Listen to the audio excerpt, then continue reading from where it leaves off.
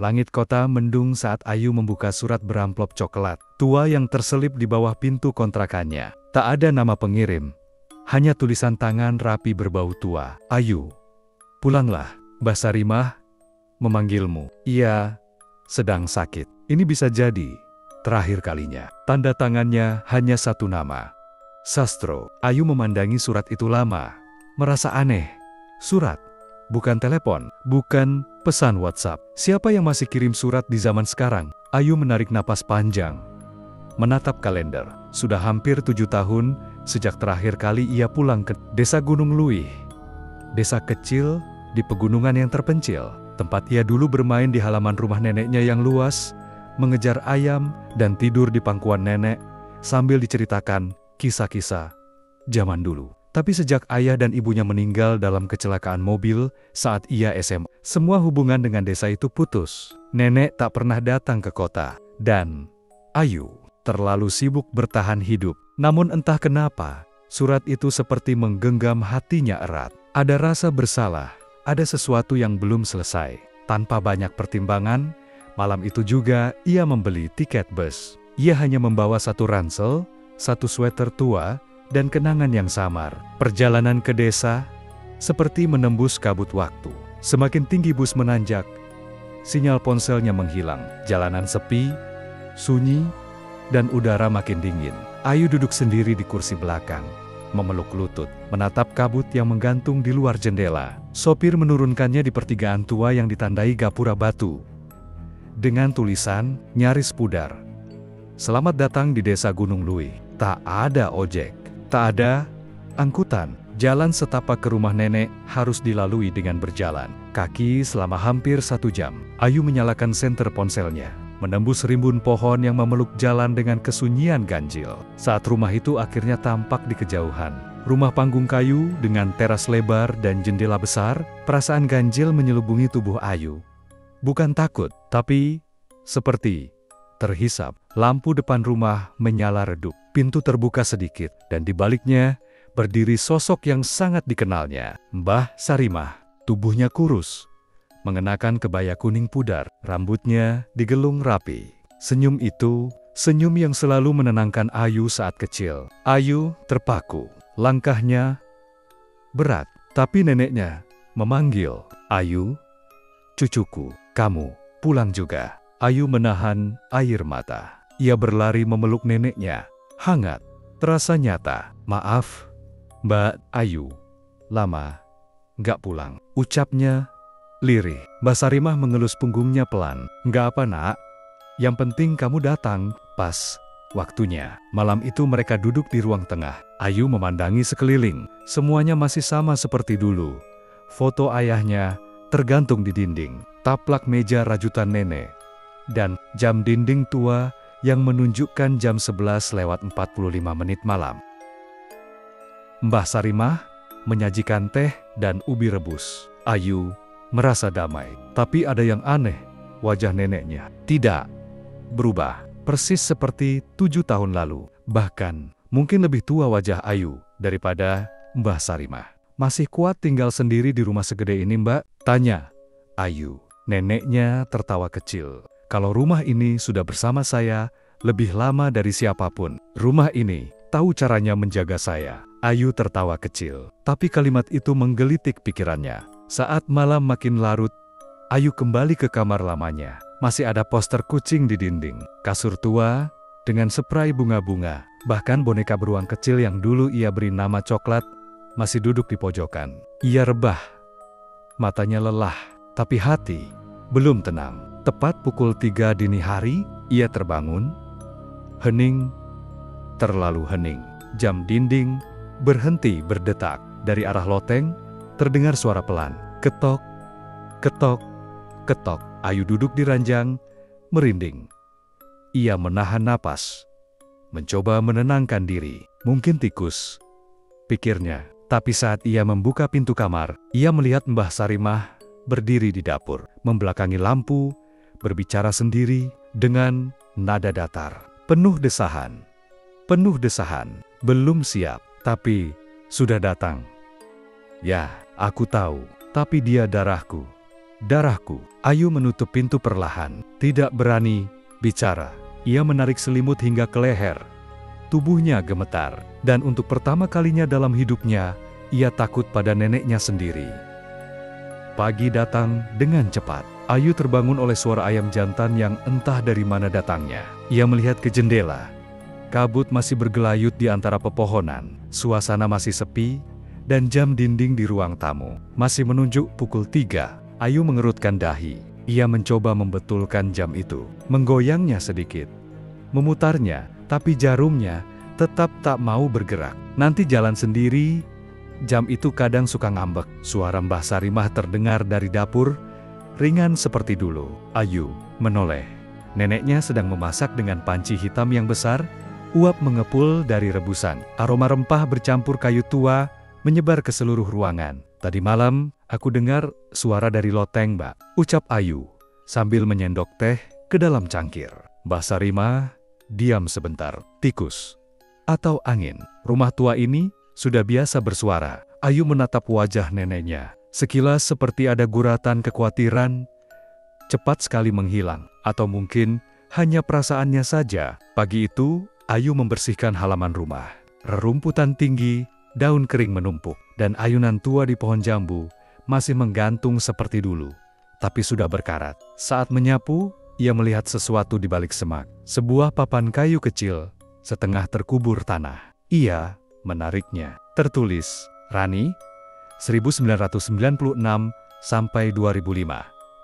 Cucu kesayangan, Ayu tertegun. Rani, pikirnya. Ia mencoba mengingat, nama itu seperti familiar, tapi kenapa tak pernah dibicarakan siapapun? Menjelang siang, Ayu memutuskan turun ke warung desa. Ia ingin membeli sabun dan sekalian bertanya soal surat yang ia terima. Warung hanya dijaga oleh seorang ibu tua. Saat Ayu menyebutkan namanya dan rumah Mbah Sarimah, wajah wanita itu langsung berubah kaku. Rumah itu kosong, enduk. Sudah lama, enggak ada yang tinggal di sana. Ayu tertawa kecil. Mengira ibu itu salah. Saya semalam tidur di sana. Nenek saya masih sehat kok. Wanita itu tak menjawab. Tangannya gemetar saat mengembalikan uang kembalian. Ia berbisik, hampir tak terdengar. Kalau kamu masih waras, jangan tinggal lebih dari 3 malam.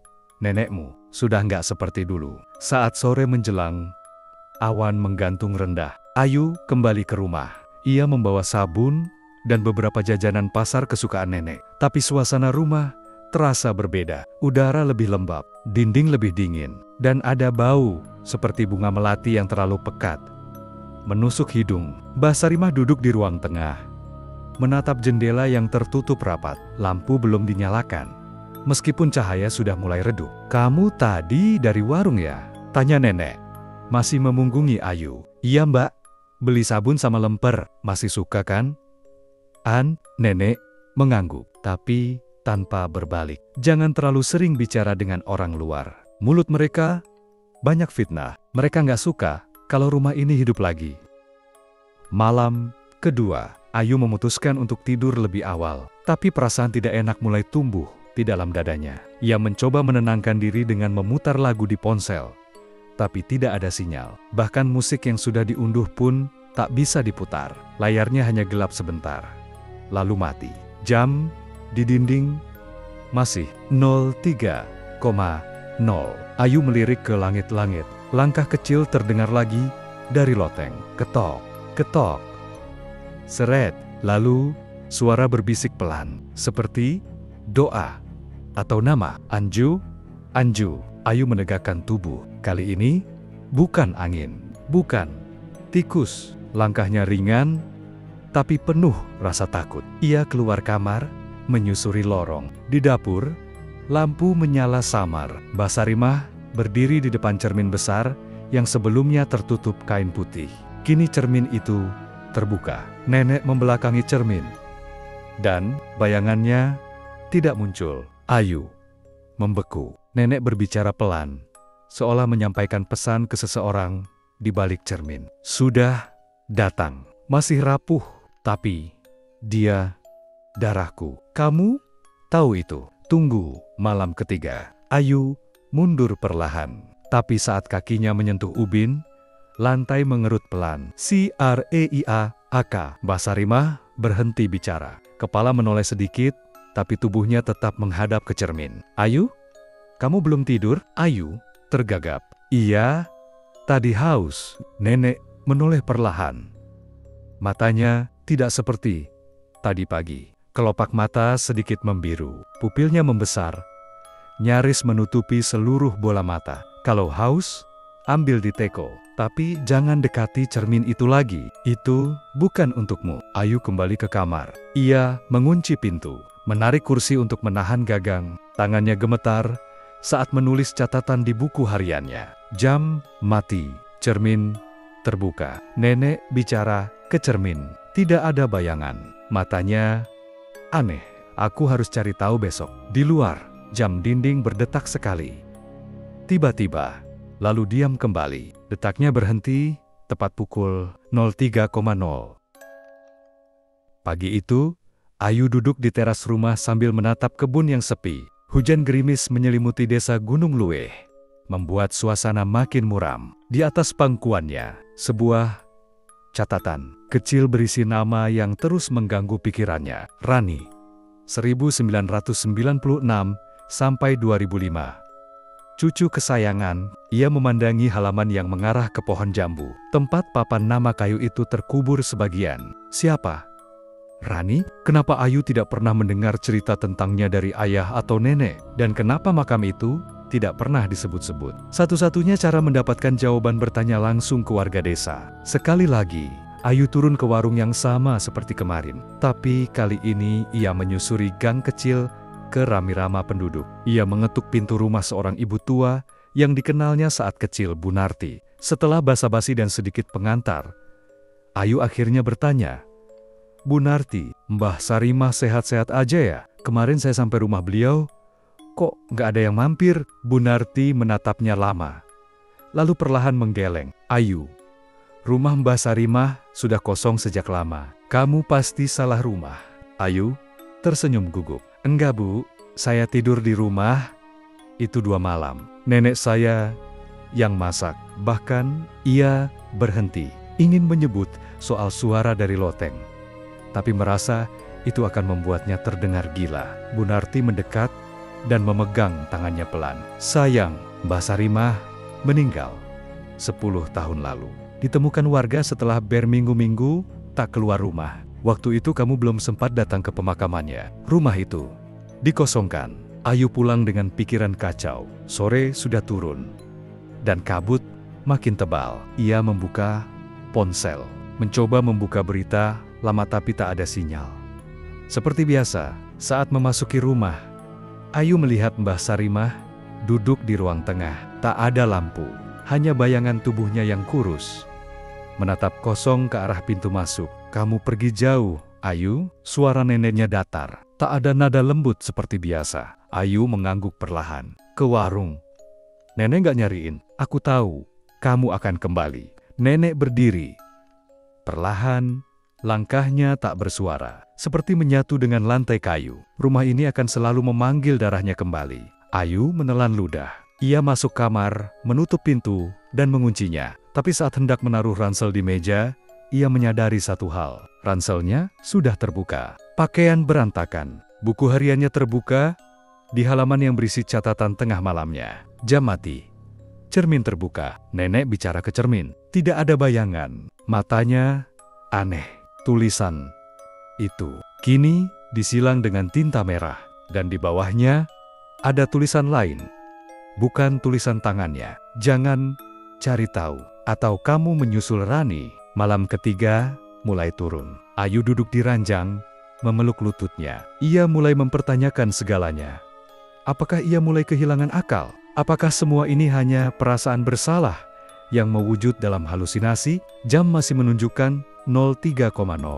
Tak pernah bergerak, tidak pernah berdetak. Dan dari arah ruang tengah, suara lembut terdengar. Ayu, sayangku, keluar. Sebentar, Mbah mau bicara. Bukan suara neneknya. Itu suara ibunya. Ayu membeku. Ibunya sudah meninggal. Dan suara itu perlahan berubah. Lebih berat, lebih serak. Ayu, kamu anak baik, tapi kamu harus ganti Mbah, biar rumah ini tetap hidup. Ayu meraih senter dan tali kecil dari tasnya. Ia duduk membelakangi pintu, mencoba menahan tubuhnya agar tak gemetar. Di luar kamar, lantai berderit pertanda langkah nenek, atau apapun itu. Semakin dekat. Ketok, ketok. Pintu kamarnya digedor pelan. Ayu menutup matanya, dan saat ia membuka lagi, tulisan merah di dinding kamarnya kini menyala samar. Malam ketiga, waktunya memilih pergi atau menjadi bagian dari rumah ini. Pagi hari di desa Gunung Luweh selalu tampak kelabu. Kabut menggantung rendah, menyelimuti pepohonan seperti jaring laba-laba raksasa. Ayu duduk di meja makan, memandangi secangkir teh yang tak disentuh. Ia nyaris tak tidur semalam. Suara ketukan di pintu, suara ibunya yang meniru-niru, dan tulisan merah di dinding semuanya membuat tubuhnya terasa beku. Mbah Sarimah duduk di seberangnya, tenang, seperti tak terjadi apa-apa. Kamu pucat, Yu? Mimpi buruk? Ayu tak menjawab. Tatapannya hanya terpaku pada ruang tengah, tepat ke arah cermin besar di sudut ruangan yang kini tak lagi tertutup kain putih. Kaca itu tinggi hampir 2 meter. Dengan bingkai kayu jati ukiran kuno yang berlumut, cerminnya tidak memantulkan cahaya secara normal. Warnanya kusam, seperti permukaan air mati. Dan yang lebih aneh lagi, bayangan Ayu tidak terlihat di sana. Yang ada hanya Mbah Sarimah sendirian, berdiri di dalam pantulan seperti sosok penguasa. Sepanjang pagi, Ayu mencoba mengalihkan pikirannya. Ia menyapu halaman, mencuci pakaian, bahkan memetik daun kelor dari kebun. Tapi tiap kali ia menengok ke arah jendela ruang tengah, cermin itu seperti mengawasinya. Dan setiap kali ia lewat, cermin itu berembun dari dalam. Menjelang sore, saat Mbah Sarimah pergi ke belakang rumah untuk mengumpulkan ramuan, Ayu memberanikan diri mendekati cermin itu. Ia berdiri tepat di depannya. Tak ada pantulan, hanya gelap. Seolah ia menatap sebuah kolam hitam pekat. Tapi ketika ia mendekatkan wajah, tap, tap, tap, 3 ketukan dari dalam cermin membuatnya mundur terkejut. Nafasnya memburu, tapi tak ada apapun di dalam sana. Hanya bayangannya yang baru muncul perlahan. Terlihat aneh, terlalu lambat untuk mengikuti gerakannya. Dan kemudian, bayangan itu tersenyum. Padahal wajah Ayu tak bergerak sedikit pun. Malam turun cepat. Udara menusuk seperti jarum es. Ayu duduk di ranjang dengan jendela yang tertutup tirai rapat. Ia mencatat segala kejadian hari ini ke buku hariannya. Tapi saat hendak menyimpan pena, ia mendengar suara dari ruang tengah. Rani, Rani, jangan takut. Giliranmu belum datang, nak. Ayu berdiri, perlahan membuka pintu kamarnya. Di ruang tengah, Mbah Sarimah berdiri di depan cermin. Tapi yang berdiri dalam cermin bukan dirinya. Itu adalah anak kecil rambut panjang, mengenakan daster putih, wajahnya membelakangi. Kamu belum siap. Tapi Ayu, dia sudah waktunya. Ayu menutup pintu dengan cepat. Jantungnya berdegup liar. Tengah malam, Ayu tak kuat lagi. Ia membuka buku harian ayahnya yang ia temukan di lemari tua tadi siang. Dalam catatan tahun 2005, ia membaca ini. Hari ini, keponakanku Rani hilang. Terakhir terlihat bermain di halaman bah. Ibuku tak keluar rumah sejak itu. Warga bilang, rumah itu menyimpan cermin yang seharusnya dikunci sejak dulu. Kalau aku mati, sebelum bisa menghancurkan cermin itu. Semoga Ayu tak pernah melihatnya. Tangan Ayu gemetar. Ia sudah melihatnya. Dan kini, cermin itu sudah membuka dirinya. Ayu menghabiskan pagi dengan mengunci diri di kamar. Ia belum berani bertemu langsung dengan Mbah Sarimah. Bukan lagi karena takut, tapi karena mulai ragu apakah yang bersamanya. Di rumah itu, banner-banner neneknya sendiri. Pikirannya masih tertuju pada tulisan dalam buku harian ayahnya. Kalau aku mati sebelum bisa menghancurkan cermin itu. Semoga Ayu tak pernah melihatnya. Tapi ia sudah melihatnya. Dan sesuatu di dalam cermin itu telah melihat balik. Siang itu, Ayu memutuskan untuk menyelidiki loteng rumah yang selama ini mengeluarkan suara aneh setiap malam. Ia mengambil kursi kayu dan menarik tali ke pintu loteng di langit-langit. Ruang tengah, tangga kayu reot terbuka perlahan, menimbulkan debu yang berterbangan. Dengan senter di tangan, Ayu naik. Loteng itu sempit, pengap, dan bau tanah lembab menyengat. Kardus-kardus tua berdebu tersusun tidak rapi. Di pojok ruang, ia melihat sebuah koper kulit usang, dikunci dengan sabuk gesper besi. Tangannya gemetar saat membuka. Isinya pakaian-pakaian kecil berwarna pastel, boneka kain robek, dan sebuah buku cerita anak-anak yang sudah menguning.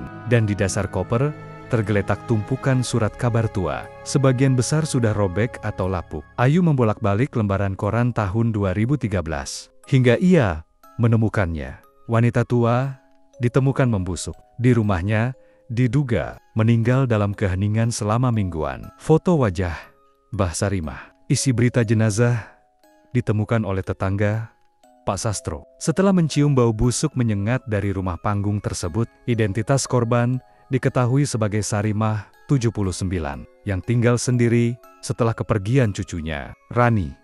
Pada tahun 2005, Ayu tak bisa bernapas. Neneknya sudah meninggal 10 tahun lalu, tapi selama ini ia memeluk, berbicara, dan makan bersama seseorang yang mengaku Mbah Sarimah. Ayu turun dari loteng dengan tubuh gemetar. Di bawah, Mbah Sarimah sudah berdiri di kaki tangga, menatapnya dengan mata kosong. "Kamu sudah terlalu jauh, Ayu."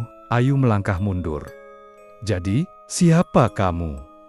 "Siapa kamu?" Suaranya bergetar. Neneknya tersenyum tipis. "Terlalu tipis. Aku hanya penjaga rumah ini, dan kamu sudah waktunya menggantikan." Malam kelima, Ayu tak tidur.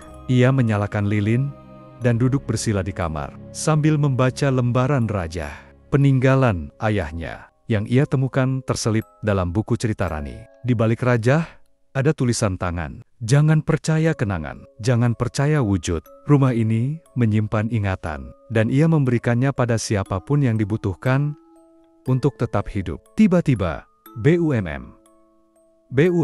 Pintu kamar Ayu dibanting terbuka sendiri. Cahaya lilin bergetar hebat. Di ambang pintu berdiri sosok tinggi bersiluet, rambut putih menjuntai ke dada. Tapi wajahnya bukan wajah nenek. Kulitnya retak seperti tembikar lama. Matanya hitam legam. Mulutnya terangkat seperti tersenyum. Tapi rahangnya melengkung terlalu lebar. "Sudah kubilang, jangan buka koper itu. Sekarang kamu tahu. Dan yang tahu harus tinggal." Sosok itu perlahan melangkah masuk. Ayu mencengkeram tali rajah di tangannya, menempelkan ke dada. Cermin di ruang tengah bergetar, seperti merespons, seperti lapar. Ayu meninggalkan rumah pagi-pagi sekali. Langit masih gelap keabu-abuan. Ia berjalan cepat menyusuri jalan tanah yang licin dan berkabut, menuju satu-satunya orang yang disebut dalam surat misterius yang membawanya kembali ke desa, Pak Sastro. Ia tak tahu siapa pria itu sebenarnya. Tapi dari berita lama, Pak Sastro adalah orang yang menemukan jenazah Mbah Sarimah 10 tahun lalu. Jika ada yang tahu apa yang sebenarnya terjadi, pasti dia. Pak Sastro tinggal di pinggiran desa. Rumah kayu kecil dengan halaman penuh tanaman sirih dan kembang telang. Saat Ayu mengetuk pintu, seorang pria sepuh berambut putih membuka dengan tatapan tajam seperti sudah menunggunya. "Kamu, Ayu?" "Ya, iya Pak. Bapak yang kirim surat itu kan?" Pak Sastro tak menjawab langsung. Ia membuka pintu lebih lebar dan memberi isyarat untuk masuk. Di dalam rumah, suasananya tenang, tapi penuh benda-benda tua. Dupa kering, kaligrafi tua Jawa kuno, dan segel berbentuk simbol melingkar di sudut dinding. "Kamu udah lihat cermin itu kan?" Ayu mengangguk perlahan. "Apa yang ada di dalamnya, Pak?" Pak Sastro menatap kosong ke lantai. "Itu bukan sekadar cermin. Itu penjara roh, tapi juga gerbang. Gerbang kemana? Ke bagian rumah yang tidak terlihat, tempat kenangan, kesedihan, dan arwah yang belum tuntas bersemayam. Cermin itu dibuat oleh kakekmu dulu, untuk menahan satu roh. Roh Rani." Ayu menahan napas. "Rani itu siapa sebenarnya?" Pak Sastro membuka lemari dan mengeluarkan foto tua. Ayu kecil berdiri bersama anak perempuan lain seusianya, berambut pendek, tersenyum kecil. Dia bukan cucu Mbah Sarimah. Dia anak hasil adopsi dari roh yang minta tempat. Tapi roh itu makin kuat dan Rani mati misterius. Setelah itu, rumah jadi berubah. Semua yang tinggal di dalamnya terikat, termasuk Basarimah, termasuk kamu. Kalau terlalu lama di sana, Ayu pulang sore harinya dengan langkah berat. Hujan gerimis turun lagi. Di tangannya, ia membawa segel pelindung pemberian Pak Sastro dibuat dari kain, kafan lama, dan rajah khusus. Tempelkan di cermin, tepat pukul 3 malam. Kalau gagal, roh di dalamnya akan menyatu dengan kamu. Kalau berhasil, cermin akan retak. Dan kamu harus keluar dari rumah itu sebelum matahari terbit. Malam ke-6, hening, seperti liang kubur. Ayu duduk di ruang tengah, di depan cermin, menunggu pukul 3, segel di tangannya. Lilin menyala di sekeliling, jantungnya berdetak makin cepat, seiring jarum jam mendekati waktu itu. 02,59, 03,0. Cermin tiba-tiba berembun, lalu muncul wajah Rani.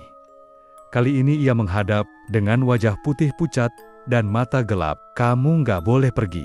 Ini rumah kita, Ayu. Di sini semua kenangan hidup. Di luar, kamu sendirian. Ayu menggigil, tapi tangannya tetap bergerak. Ia menempelkan segel ke permukaan kaca.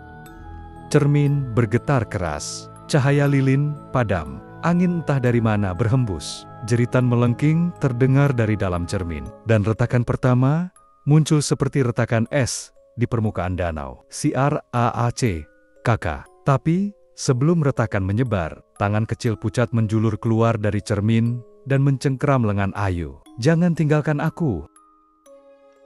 Tangan kecil itu mencengkeram lengan Ayu dengan kekuatan tak manusiawi. Suhu udara di sekitar cermin turun drastis. Nafas Ayu berembun. Dari balik kaca, mata Rani menatapnya penuh dendam, namun basah oleh kesedihan. Kamu ninggalin aku, Ayu.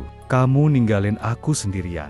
Ayu menggigit bibir, melawan gemetar di tubuhnya. Ia menarik segel yang sudah setengah tertempel ke kaca dan mendorong lebih kuat. Kamu bukan Rani. Rani sudah pergi. Kamu cuma sisa kenangan yang ditinggalkan rumah ini. Cermin berderak. Retakan menyebar cepat. Suara seperti ribuan jari kuku menggores dari balik kaca memenuhi ruang tengah. Lilin-lilin menyala terang sekejap, lalu padam bersamaan. Suara jeritan menusuk, tinggi dan melengking, memenuhi seluruh rumah. Dan kemudian, sunyi, sangat sunyi. Cermin pecah. Sebagian, retakan menyebar seperti sarang laba-laba, tapi tak hancur total. Ayu jatuh terduduk, tangannya berdarah karena goresan kaca. Tapi ia masih hidup, masih sadar, masih di sini. Jam menunjukkan jam 3:12 menit. Ia hanya punya kurang dari 2 jam sebelum matahari terbit. Ia harus keluar sekarang. Namun begitu Ayu beranjak berdiri dan berlari ke pintu depan, ia mendapati sesuatu yang tak masuk akal. Pintu itu tak ada. Dinding kayu yang sebelumnya adalah jalan keluar, kini berubah menjadi tembok polos. Jendela pun tertutup rapat, tak menunjukkan apapun selain kegelapan. Ayu melangkah mundur, peluh dingin mengalir. Ia berputar. Ruang tamu itu bukan lagi ruang yang sama. Rumah telah berubah. Ia mencoba mencari jalan keluar lewat dapur belakang. Tapi begitu membuka pintu itu, ia justru melihat dirinya sendiri sedang duduk di ruang tengah. Punggungnya menghadap ke pintu. Pakaian yang sama, rambut yang sama. Itu aku. Ayu mundur pelan. Tapi suara dari sosok dirinya di ruang tengah berbicara tanpa menoleh. Kamu boleh pergi, Ayu, tapi seseorang harus menggantikanmu. Rumah ini harus tetap hidup. Kalau tidak, semuanya akan berulang dari awal. Ayu berlari ke loteng, mencari ruang yang belum terdistorsi. Di sana, ia melihat boneka tua milik Rani berdiri sendiri di tengah ruangan, dengan mata kancing yang kini berkedip. Di sebelah boneka, sebuah jam tua berdetak satu-satunya, benda yang masih menunjukkan waktu sebenarnya. Pukul 04,03, kurang dari 1 jam. Ia merobek bagian lantai loteng dan mendapati papan tua yang bisa dijadikan jalan keluar. Tapi saat hendak turun, suara lembut terdengar dari balik gelap. Kalau kamu keluar, Dia akan menggantikanmu, dia akan jadi kamu, dan kamu akan tinggal di sini selamanya. Ayu menoleh cepat. Di belakangnya, cermin yang sudah retak, kini menampakkan pantulan dirinya sendiri tersenyum, tapi tanpa mata. Mulutnya bergerak, menirukan suara Ayu sendiri. Rumah ini tidak butuh orang baru. Rumah ini hanya butuh pengganti. Ayu melompat. Kayu loteng patah. Ia jatuh ke ruang bawah, menabrak meja tua. Tapi, ia berdiri lagi. Berdarah, lelah, tapi belum menyerah. Dengan sisa tenaga, Ayu berlari menuju arah dapur. Kali ini, jendela belakang terbuka. Udara segar menyambutnya. Cahaya matahari pertama mulai mengalir dari balik pohon-pohon. Ia melompat keluar, tepat saat terdengar jeritan panjang dari dalam rumah. Jeritan itu bukan milik Rani, bukan Mbah Sarimah, bukan siapapun. Tapi suara rumah itu sendiri seperti makhluk yang kehilangan mangsanya. Ayu terhuyung menjauh, berjalan tanpa alas kaki, tanpa arah, menuju sinar pagi yang mulai merekah. Rumah itu tertinggal, tapi tidak hancur.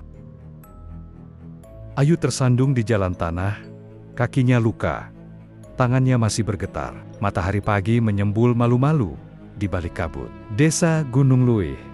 Ia berhasil keluar dari rumah itu.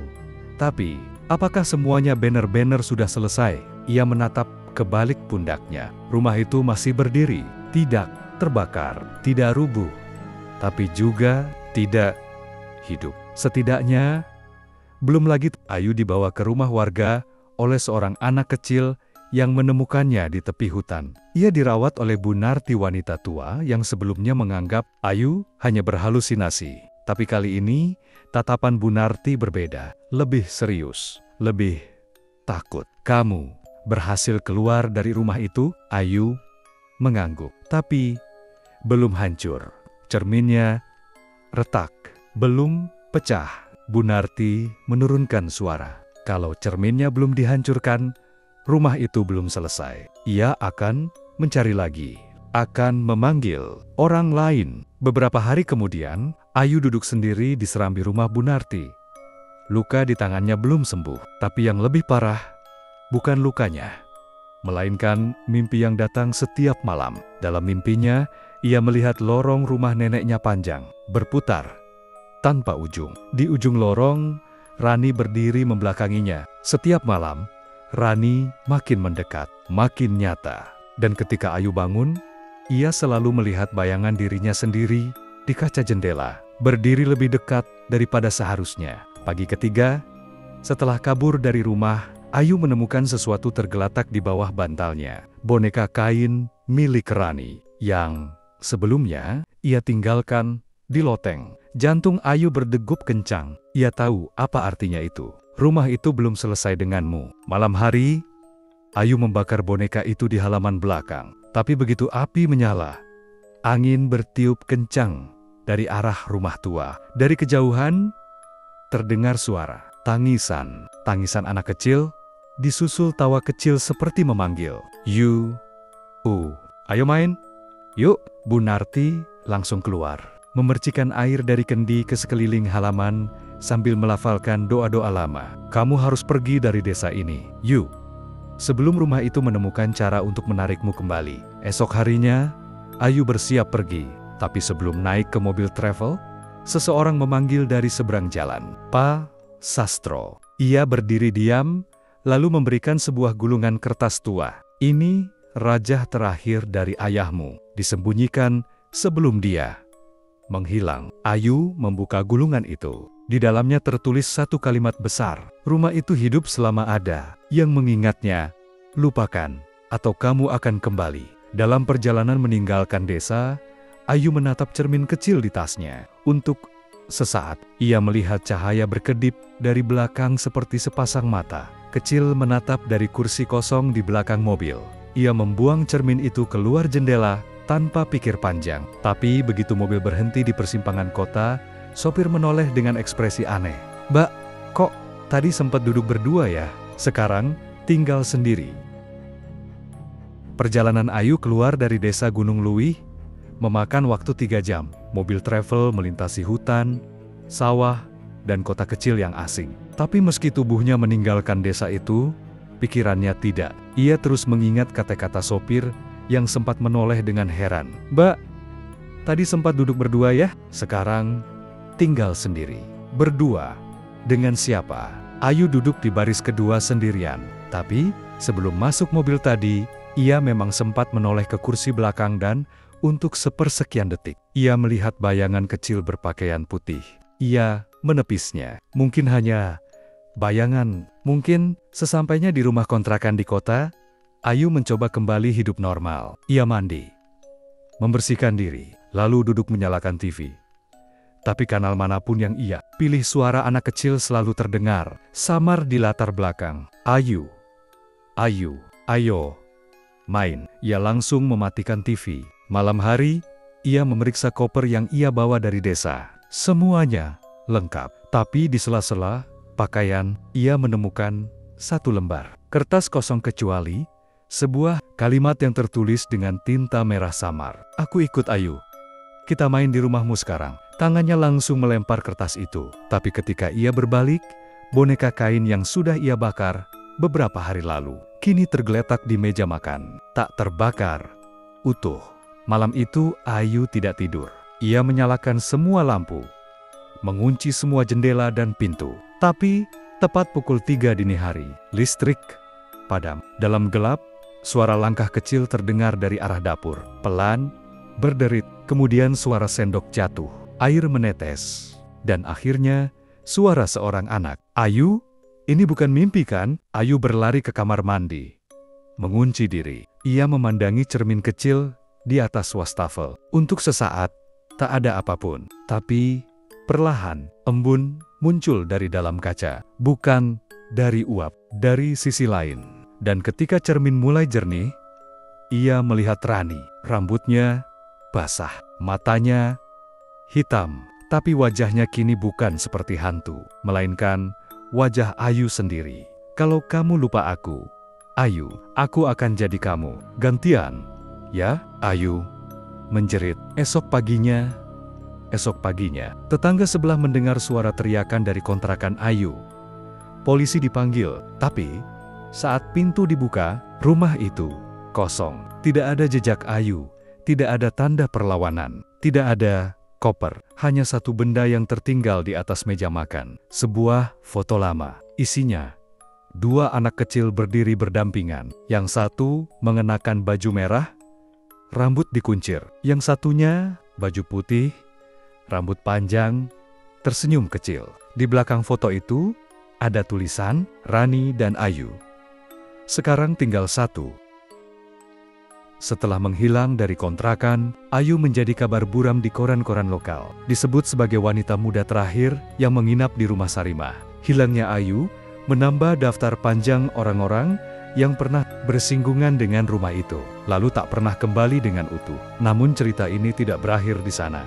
2 minggu kemudian, seorang mahasiswi bernama Intan yang sedang menyusun skripsi bertema ritual kejawen dan ruang gaib mendatangi desa Gunung Luwih. Ia tertarik oleh kisah urban legend, rumah Sarimah yang disebut tak bisa dihancurkan, tak bisa ditinggalkan sepenuhnya. Warga menolak bicara. Semua menunduk setiap kali nama rumah itu disebut. Tapi ada satu hal yang aneh. Saat Intan memperlihatkan foto-foto, artikel berita tentang hilangnya Ayu, seorang warga tua menunjuk ke gambar itu dan berbisik, "Itu Ayu. Kemarin duduk di warung, beli kopi dan rokok." Intan kebingungan. Ayu sudah menghilang. Tidak mungkin ia kembali tanpa jejak. Ia pun menyusuri desa lebih dalam, hingga ke area rumah tua Sarimah. Rumah itu masih berdiri, kosong, namun tak rusak, seperti menunggu. Dan di depan rumah, berdiri seorang perempuan muda, mengenakan jaket coklat dan jeans biru. "Kamu, Intan?" "Ya," tanyanya. "Iya. Kamu Ayu?" Perempuan itu tersenyum. "Iya, aku Ayu." Intan langsung mengambil foto sebagai bukti. Tapi, ketika melihat layar ponselnya perempuan itu tidak terekam. Layar kamera hanya menampilkan rumah kosong. Intan berlari menjauh. Ia kembali ke penginapan desa dan mengirim pesan pada dosennya, mengabarkan apa yang ia alami. Namun malam itu, saat Intan mandi, dan menatap cermin kecil di kamar. Ia mendapati sosok Ayu berdiri di belakangnya. Tapi wajahnya bukan lagi wajah manusia. Matanya sepenuhnya hitam, kulitnya terlalu licin, terlalu sempurna, seperti dibuat ulang dari memori. Sekarang giliranku. Jadi, kamu. Keesokan paginya, Intan check out dari penginapan seperti biasa. Ramah, tenang, senyum manis. Ia berjalan ke halte bus dan duduk diam, mengenakan jaket coklat dan jeans biru. Sama persis seperti Ayu. Sopir bus menatapnya sambil menyalakan mesin. Dari Gunung Luwe, ya mbak? Iya, jawabnya. Namanya siapa? Perempuan itu tersenyum datar. Ayu. Aku Ayu.